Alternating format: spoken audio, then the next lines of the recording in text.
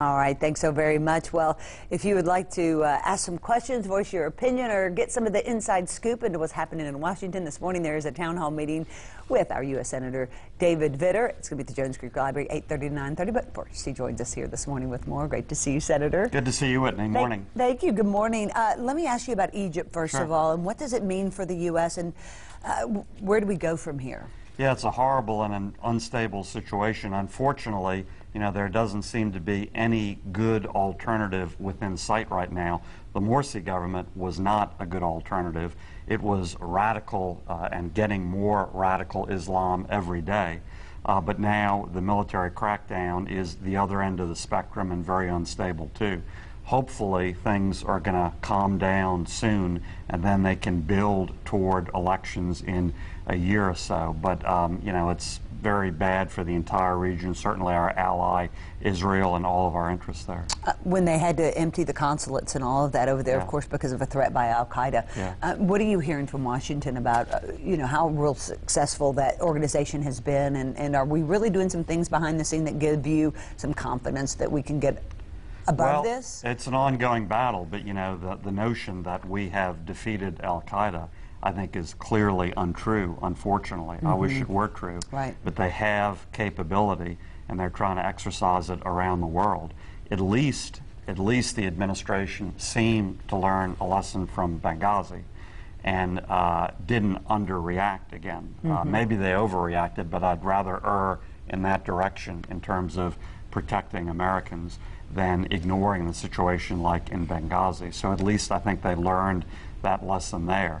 But the Al-Qaeda is not dead, unfortunately. I wish it were. Do you have confidence in the CIA, the FBI, all of our resources that are trying to halt all of their things? Well, the good news about this latest incident is that we did pick up evidence of some plot, and we did react in time. I think that's somewhat confidence building compared to something coming out of the blue. And we had some drone strikes, which of course have come under fire recently. Controversial. We just go in and bomb things, and people die, of course, during it. How do you feel about that?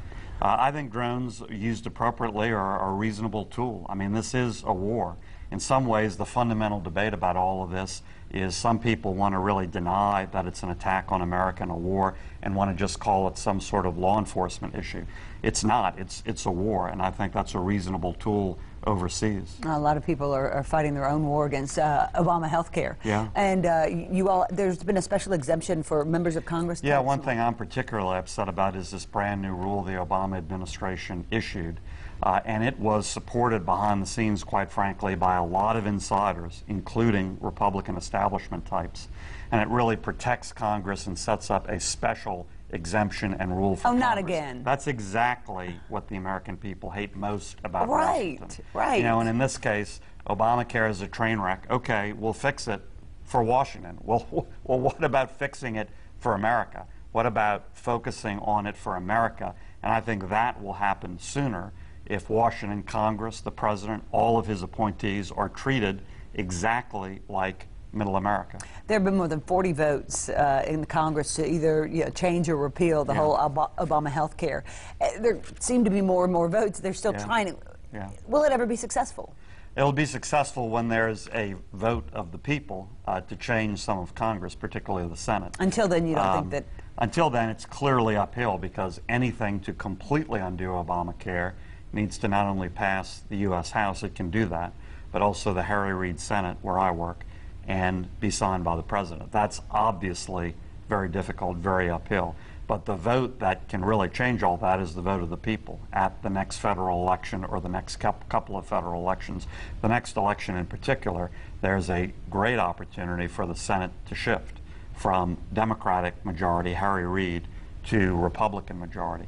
That would take wins in several significant states by Republicans, but that's very possible. And as you know, one of those battleground races will be right here in Louisiana. That's right. Well, speaking of battles, coastal erosion, how are we doing on that? You got some recent money for that, or? Yeah, well, over time, we're cobbling the money together. First, there was royalty sharing. We had talked about that for 60 years in Louisiana, never gotten it. Finally, a few years ago, the whole delegation worked on it, and we finally produced revenue sharing for offshore production. That's a big piece of the puzzle. We'd like to accelerate that, but that's still there and really kicking in a few years. Now there's also the BP settlement, and those funds will also be a significant piece of the puzzle. Over the last decade or more, we've produced a good coastal plan. We have a good plan. Now we have to execute. And that takes work, and it also takes money. But those pieces of the puzzle are gradually coming together. Okay, let me ask you one last question, because he's a former congressman of yours, Anthony Weiner, back into the New York mayoral race.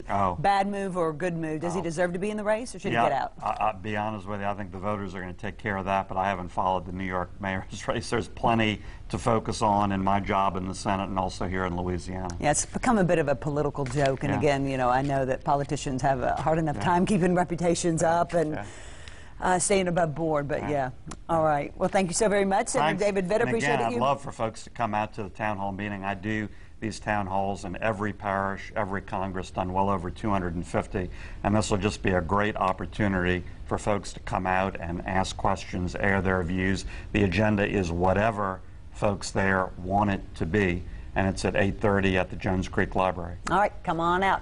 We're back. Much more of Tune In and more on this bit of a cool front our way after